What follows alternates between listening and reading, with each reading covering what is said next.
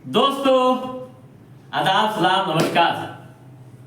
आज के एपिसोड में हम बात करेंगे आरजेडी एमवाई समीकरण के बारे में। राजद का एमवाई समीकरण लगातार कमजोर होता दिख रहा है।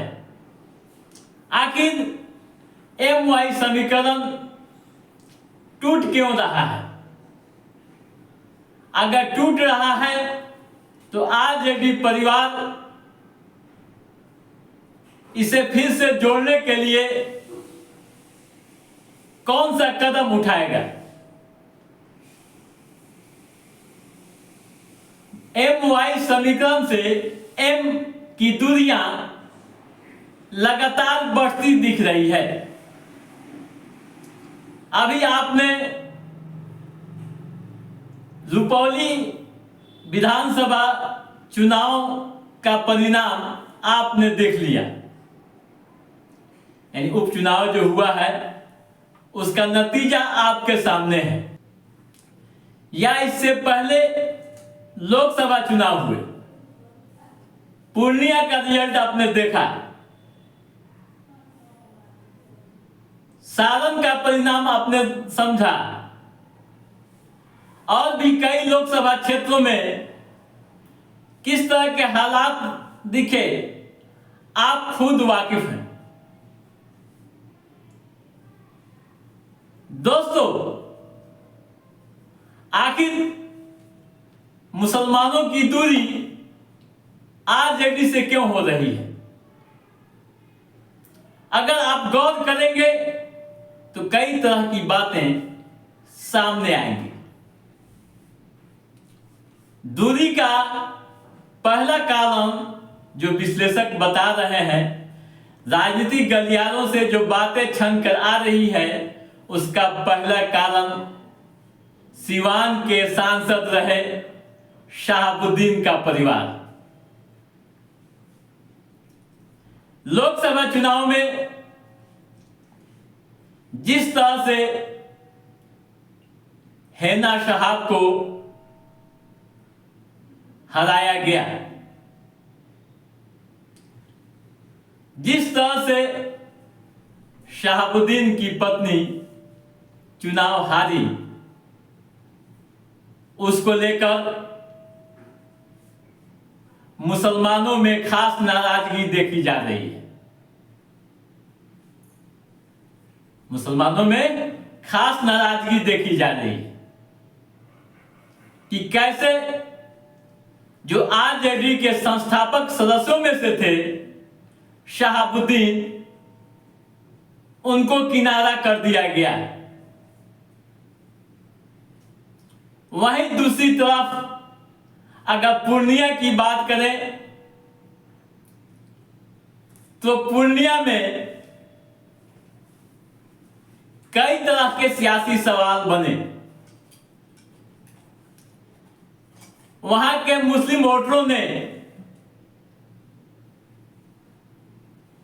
कई तरह की चर्चाएं की और उसके बाद पप्पू यादव के पक्ष में मतदान किया। दोस्तों, लोकसभा चुनाव में टिकट बंटवारे को ले जिस तरह से मुसलमानों की उपेक्षा की गई, सत्ता में भागीदारी को ले जिस तरह से मुसलमानों को नजरअंदाज किया गया, उसका सीधा असर अब चुनाव पर दिखने लगा है। एक वक्त था कि जब बिहार में लोकसभा के चुनाव होते थे, जो आरजेडी की तरफ से 8 से 10 प्रत्याशी मैदान में दिखते थे और अधिकांश जीतते भी थे। लेकिन अब 1 से 2-3 प्रत्याशी मैदान में उतारे जा रहे हैं। और उसमें भी सबसे बड़ी बात क्या हो रही है, जो चर्चाएं हो रही है सियासी गलियारों में आरजेडी अगर गलती से मुस्लिम उम्मीदवार उतार देता है तो यादव वोट नहीं करते हैं। कई बार इसकी बांगी देखने को मिली। पूर्व में हुए लोकसभा चुनाव में सिवान की ही सियासत को आप देख सकते हैं। निर्दलीय प्रत्याशी ओम प्रकाश यादव को यादव समाज ने वोट कर दिया, लेकिन हैना साहब को वोट नहीं दिया। ठीक उसी तरह से उसके बाद के चुनाव में जब बीजेपी के टिकट पर ओम प्रकाश यादव आए तो सारा यादव समाज या यूं कहें कि 80% यादव समाज बीजेपी की तरफ चला गया और हैना साहब अकेले पड़ गए। इस तरह के और भी कई कारण हैं। मधुबनी लोकसभा चुनाव आप देख लीजिए, अशरफ अली फातमी साहब वहां के उम्मीदवार थे। अशरफ अली फातमी को मुस्लिम वोट मिले और भी समाज के वोटरों ने उन्हें वोट किया, लेकिन यादव समाज का 80% हिस्सा बीजेपी के तरफ चला गया। तो फिर ये माई समीकरण है किसका? क्यों है ये समीकरण? सवाल तो उठना ही चाहिए और आम जनता, खासकर मुस्लिम समाज का बुद्धिजीवी वर्ग इस मुद्दे को बड़ी तेजी से उठा रहा है और सवाल कर रहा है आरजेडी सुप्रीमो तेजस्वी यादव से, माफ कीजिएगा लालू यादव से, वह प्रतिपक्ष के नेता तेजस्वी यादव से, कि यह कैसा इंसाफ है, यह कैसी सियासी भागीदारी है कि 18% आबादी का 80% वोट आप लेते हैं, यानी आरजेडी के तरफ जाता है, और जब टिकट की बात आती है तो आप हाथ खड़े कर लेते हैं। दोस्तों,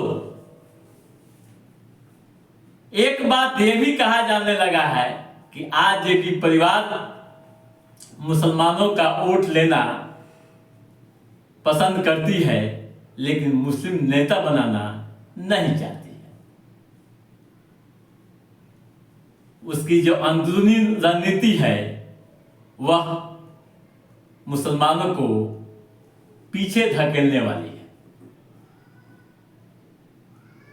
जो चर्चाएं हो रही है, जो सियासी गलियारों में बातें छन कर आ रही है, उस पर भरोसा करें तो आने वाले चुनाव में आरजेडी को भारी नुकसान उठाना पड़ सकता है।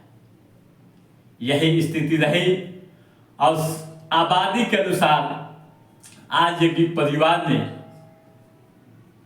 मुसलमानों को टिकट नहीं दिया, तो इसका खामियाजा भुगतना पड़ सकता है।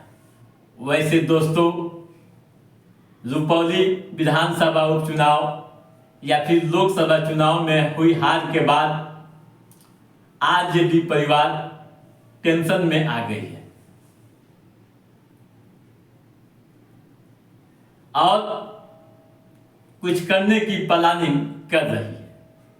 आगे क्या रणनीतियां होंगी यह तो नहीं कहा जा सकता है, लेकिन इतना आप समझ लीजिए कि आरजेडी ने अपनी रणनीतियों में बदलाव नहीं किया और आबादी के अनुसार सत्ता में भागीदारी सुनिश्चित नहीं कराई, तो ये भी आप जान लीजिए कि आरजेडी की लुटिया डूब सकती है। तो दोस्तों, आज के इस एपिसोड में बस इतना ही। हमारा ये एपिसोड कैसा लगा आप लाइक और कमेंट करके हमें जरूर बताइएगा। यदि आपने हमारे चैनल को सब्सक्राइब नहीं किया है तो सब्सक्राइब भी कीजिएगा, ताकि पॉलिटिकल गतिविधियों से संबंधित जो भी अपडेट है उसे हम समय समय पर आपके बीच पहुंचाते रहेंगे। तब तक आप अपने दोस्त को दीजिए इजाजत।